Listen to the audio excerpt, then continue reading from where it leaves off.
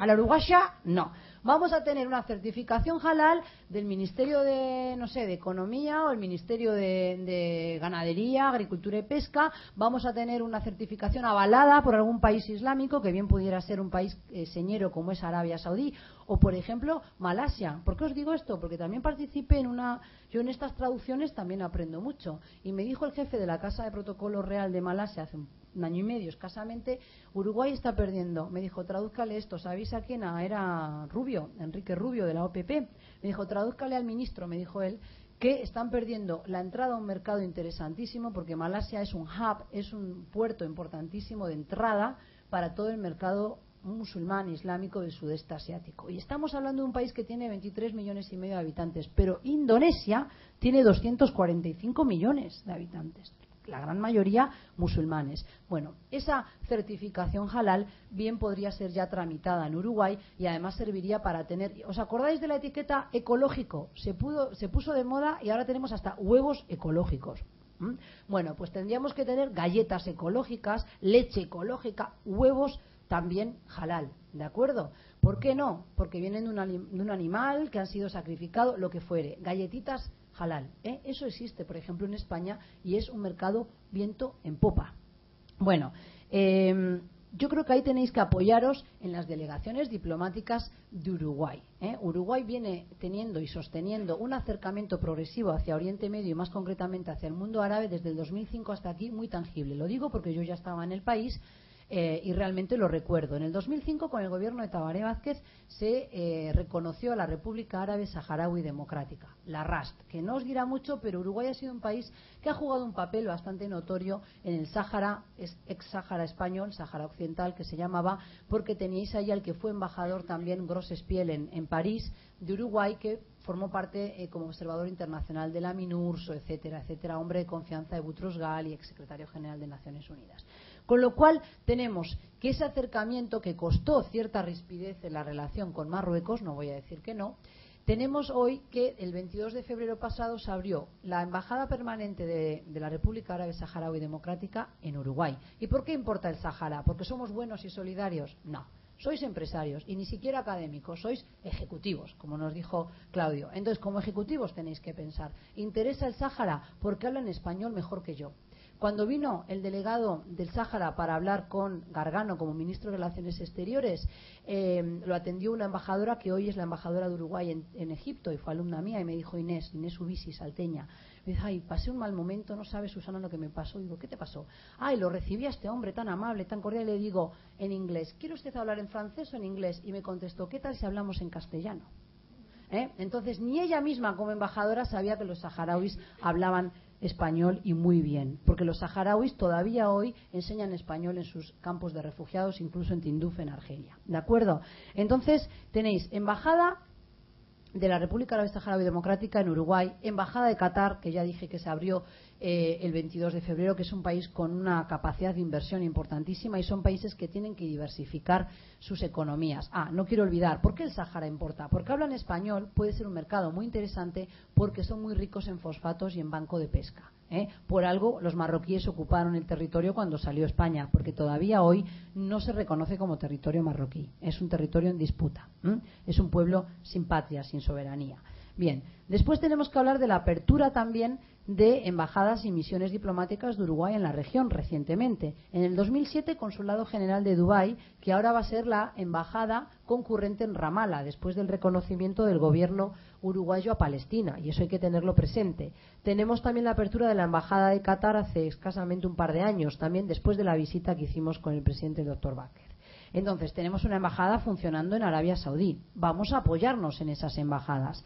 Pero también hay apertura, o sea, es un ida y vuelta. Se rumorea también que va a haber una apertura de embajada de Uruguay en Kuwait, que es otro país importante, y para esta semana estaba prevista la visita de parlamentarios kuwaitíes. Me avisaron que no, que quedaba cancelada, que le iban a postergar por todo lo que está pasando en la región, ¿verdad?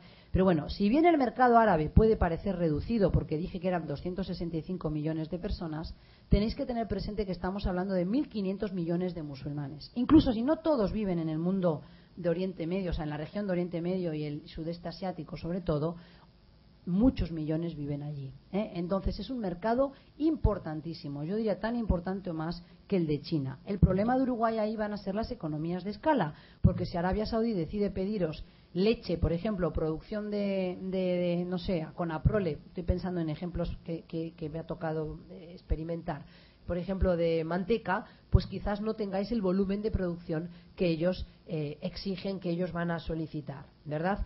También quiero aprovechar y decir que he dicho antes que no se vende o no se produce alcohol, no se consume cerdo, pero esto no significa que no haya nichos de mercado.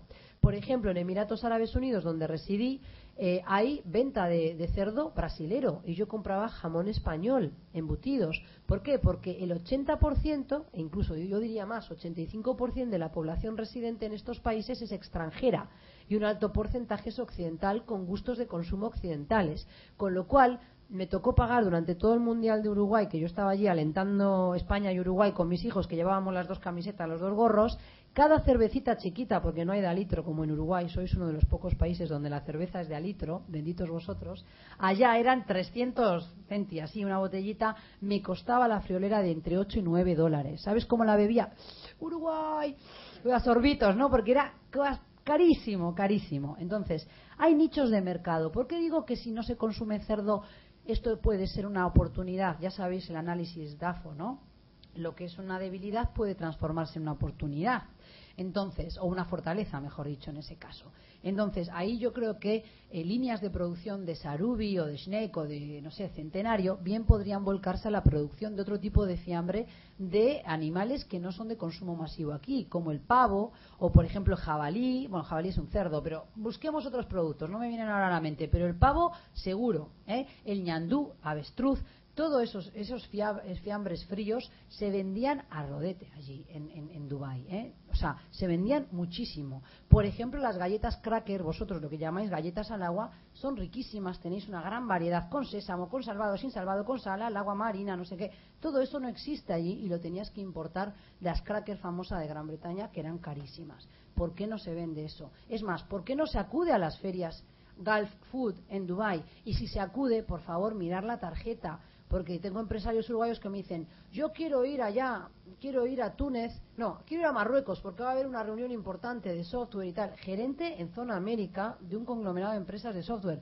Me da la tarjeta y digo, perdón, ¿a dónde quiere ir? ¿A Marruecos o a Túnez? Porque aquí dice Tunisia y Tunisia es Túnez. O sea, a ver, os dije antes en plan de broma, pero hay que tener claro de lo que estamos hablando y sobre todo al país al que queremos llegar, para tomar el avión correcto primero, pero también para ir a la feria correcta. Si estamos hablando de Gulf Food in Dubai, no es la de Qatar, ¿eh? Y Dubai hoy mismo tiene un montón de ferias de mobiliario, de joyería, de bijú, hasta de ropa de lencería. Y me diréis, ¿cómo? Si van todas tapadas. Ya, tapadas van por fuera, pero por dentro tienen las tangas más micro que he visto en mi vida, ¿eh? Entonces, bromas aparte, esto me lo decían empresarios uruguayos.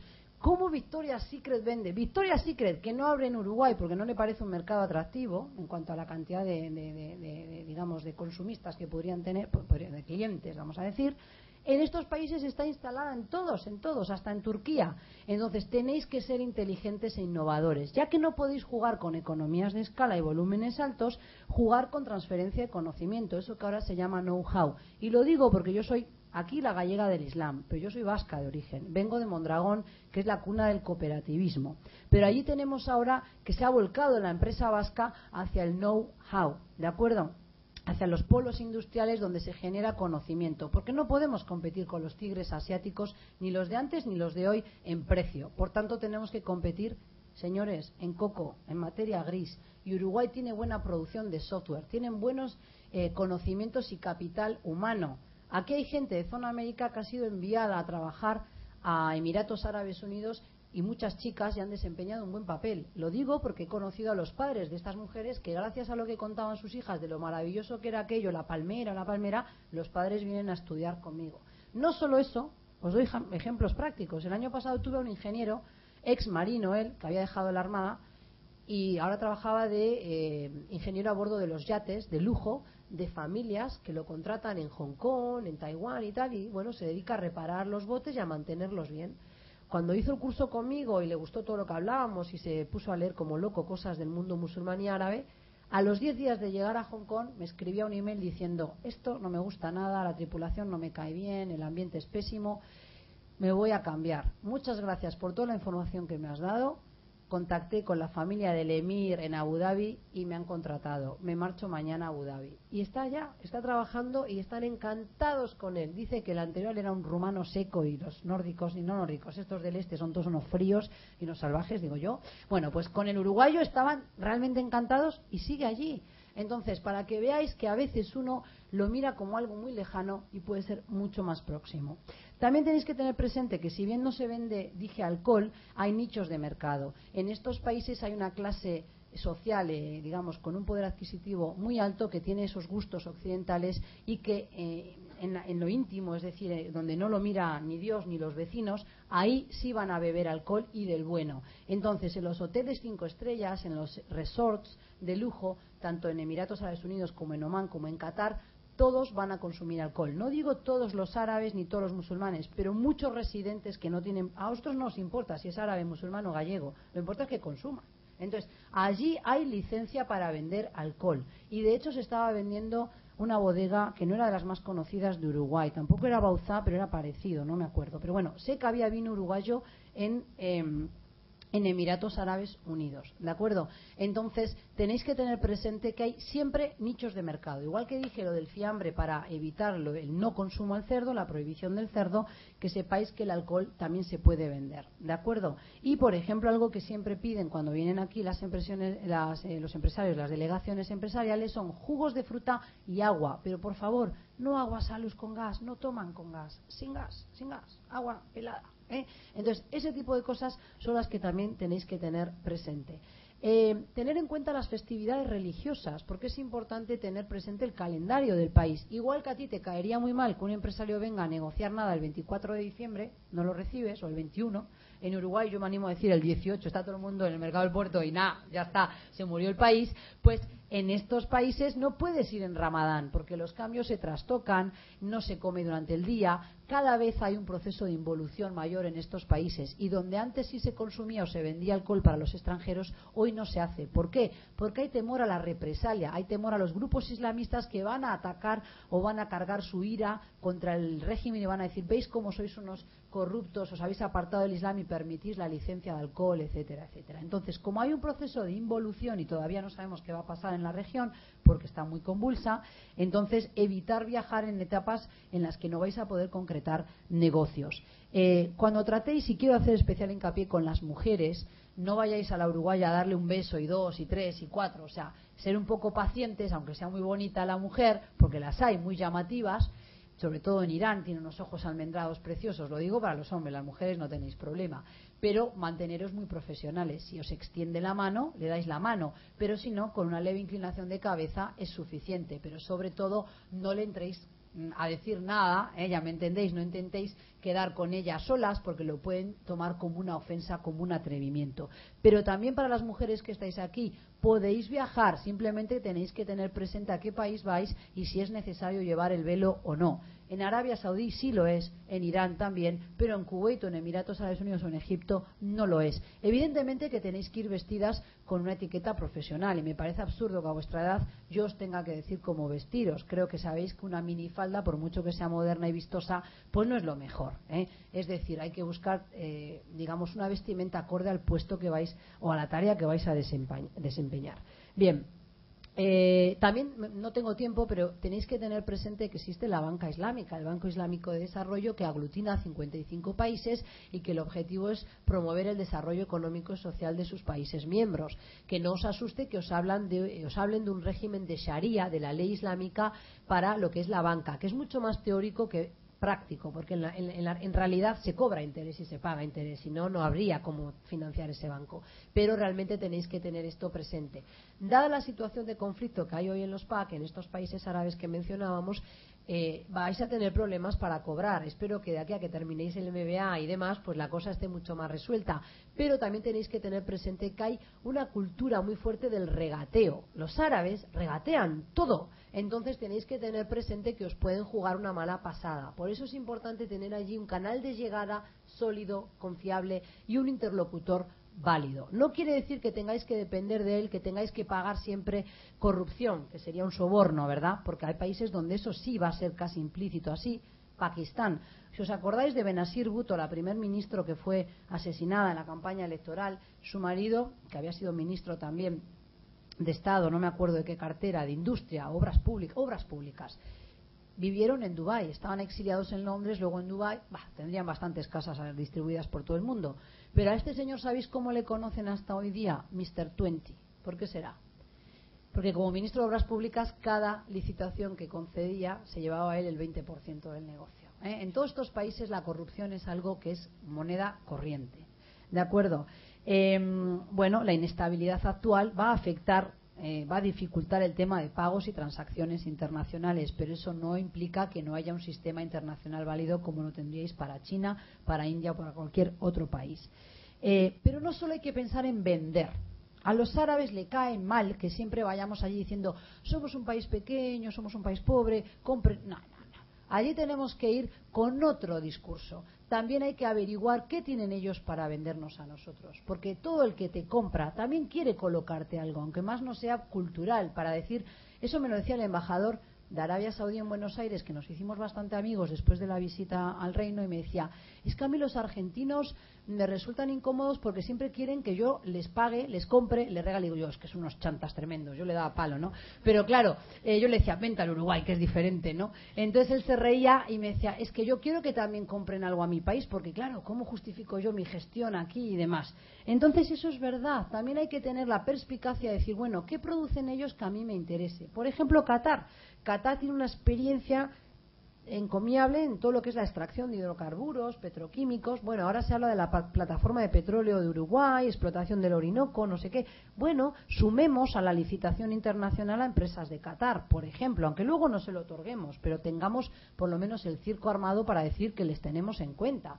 Pero también, por ejemplo, son compradores o inversores válidos para tierras cultivables, porque ellos necesitan tierra, tienen demasiado desierto y necesitan producción agrícola. Si no tenéis economías de escala, pero sí tenéis, por ejemplo, técnicos o tenéis gente que puede ir a asesorar. Es decir, no nos movamos solo por la venta, volumen, sino que también podemos captar otro tipo de inversiones, pero también tengamos en cuenta que nos quieren colocar productos. Y ahí lo cultural juega un papel importante. A través de esto que estamos haciendo en la universidad, que no es para darnos autobombo, pero la Universidad Católica, que sepáis todos que es la única universidad en Uruguay, y yo diría en el Cono Sur por lo menos, que tiene un departamento como tal que trabaja la temática de mundo árabe y mundo islámico sistemáticamente desde el 2005. O sea, desde que lo propuse en su momento a Cecilia Zaffaroni, que era decana de Facultad de Humanidades, y digamos creyó en el proyecto, creyó en la idea, hasta hoy que trabajo con el padre Antonio Caña.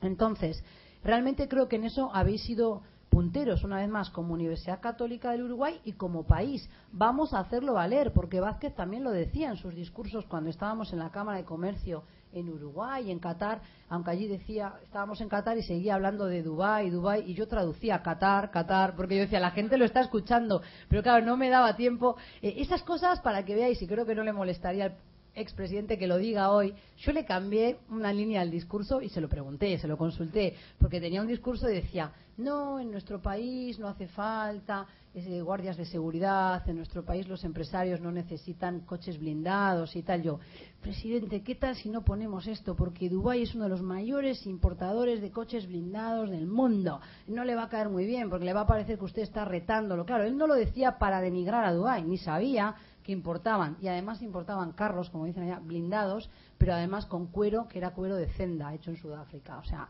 yo decía, no, esta línea la quitamos, ¿qué tal? Y entonces ese tipo de cosas también tenéis que tenerlo presente incluso para asesorar. Si sois, no sé, relaciones públicas de una empresa y tal, tener en cuenta todo eso, por favor, porque incide en la negociación.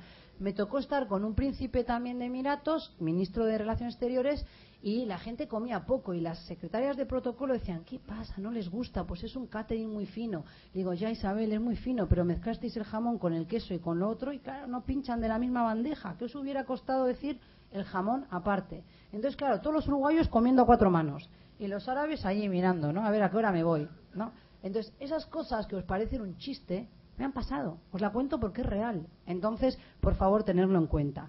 Bueno, ya hablé de todo eso de crear imagen, que creo que es importante. Y cuando digo crear imagen país, a mí me encantan las playas de Uruguay y voy como la que más. Pero por favor, evitemos también siempre el vídeo con las chicas en tanga y las playas de Punta del Este, porque eso no vende en estos países. Aunque en la interna lo consuman 4 horas seguidas, no es presentable ante un cuerpo de gente, digamos, diplomáticos o de empresarios. Hay otras cosas para mostrar del Uruguay también. Tango, incluso candombe, mostremos el mercado del puerto, pero mostremos escuelas, mostremos preparación. Por ejemplo, ¿por qué no crear un proyecto escuela de fútbol para todos estos países donde hay un problema de sedentarismo atroz? Porque hay mucho calor. Yo vivía en Emiratos Árabes Unidos con mis hijos y vivíamos adentro la mitad del año porque hay 50 grados a la sombra. 50 grados, ¿sabéis lo que es eso? Entonces los niños árabes están comiendo dulces todo el día, papa frita, todo lo que es comida chatarra consumen un montón, unos platos así con mayonesa, hamburguesa, los hay obesos. Entonces, bueno, tenemos a los, como es Fossati, a toda esta gente dando vuelta, no soy muy buena con el fútbol, pero digamos los del Mundial lo sé, sí, pero esos no están en Emiratos Árabes Unidos ni en Qatar. Pero aprovechemos el tirón del Mundial y a través de colar un proyecto para la escuela, una escuela de fútbol y demás, también podemos luego vender otras cosas. Vendamos cultura también, que en Uruguay hay muy buena, ¿me entendéis? Y eso creo que es lo que nos hace falta en Uruguay, trabajar Uruguay 21, más intercambio de información entre las universidades, alimentando a Cancillería Uruguaya, la DPC, la Dirección de Programación Comercial, pero también ahora en enero hubo una visita de parlamentarios con Ivone Pasada a la cabeza a Kuwait, a Irán, a Emiratos Árabes Unidos. Yo tengo el informe en casa. ¿Alguno de vosotros sabéis lo que pasó? Ha trascendido a la prensa, nos han contado qué objetivos llevaban y qué han concretado, o seguimos pensando que es una vacación paga por el Parlamento. Bueno, evitemos esas cosas, ¿de acuerdo? Trabajemos más en equipo. Bien, ya terminando, nada, pues decir que creo que el mundo árabe tiene un potencial importantísimo más allá del conflicto, que no va a durar tanto, pero incluso si hay un conflicto, veis que donde hay un problema puede haber una oportunidad para vosotros. ¿Por qué? Porque esas economías que antes producían, por ejemplo, verduras, hortalizas para el resto del mundo árabe, hoy no lo están haciendo y vosotros podríais llegar a ese mercado si os apresuráis. Pero porque también se vende cordero brasilero, se vende cerdo brasilero y pollos islami que vienen de Brasil. Y las pavitas sadilla que compraba yo aquí en el Jan en Navidades, ya las comíamos en Dubái. Y yo decía, ¿por qué no vienen de Uruguay también? Si lo pueden vender desde Uruguay, ¿me entendéis? O sea que, por favor, eso también que lo tengáis presente, que yo creo que es un mercado muy interesante, pero la cultura y el elemento religioso van a incidir y, por tanto, como incidirían con cualquier otra negociación. Por tanto, creo que es importante que os preparéis en ello. Y yo decía antes, y con esto termino, aseguro, lo que estamos haciendo en la Cátedra de Islam, que no lo veáis como clases de religión, o como me han dicho a veces cuando voy a la radio y me hacen así, y a la tercera vez que me hacían así digo, ¿por qué me ponéis esa cara? ¿Qué esperabais? ¿Que venía con un pañuelo? Y me dicen, no, es que eres más joven de lo que pensábamos que eras una bruta vieja. Y digo, ¿y por qué tenía que ser vieja? Bueno, tan joven no soy, decía yo. Pero bueno, aquí como que asocian que si hablo de cultura y religión tengo que ser casi una monja, que yo no soy experta en teología, tengo un MBA y me formo en cosas actuales, sigo la actualidad. Entonces yo creo que es un mercado realmente importante, y de hecho España, por ejemplo, ya tiene presencia en todos estos países e incluso la comunidad de la que vengo, el País Vasco, también, y esos están allí porque hay dinero. La construcción, real estate, propiedades inmobiliarias son mercados muy interesantes en todo el Golfo Pérsico porque necesitan diversificar economías, como os dije antes. Saben que el recurso del petróleo se agota y por tanto han diversificado en infraestructura, inversión en puertos, playas de contenedores, todo eso que muchas veces Uruguay dice que necesita, pero que después no concreta los negocios. Tenéis el capital humano, que es importantísimo, bien preparado. Por favor, hagamos más cosas con ello y desde ya os invito a los cursos que dicto en la Cátedra de Islam, porque me parece que abordamos muchas de estas claves culturales y religiosas para poder comprender lo que allí pasa. Y el año pasado, entre los talleres que organicé, hubo uno que justamente trataba de cómo negociar y los estilos de negociación con el mundo árabe islámico, y convoqué a varios empresarios y mediadores uruguayos que tienen experiencia comercial de más de 20 años en el mercado árabo-islámico. Con lo cual, sois más que bienvenidos y bueno, que aquí me tenéis para realizar cualquier consulta ahora o en el futuro cuando ya terminéis vuestro posgrado. Muchísimas gracias.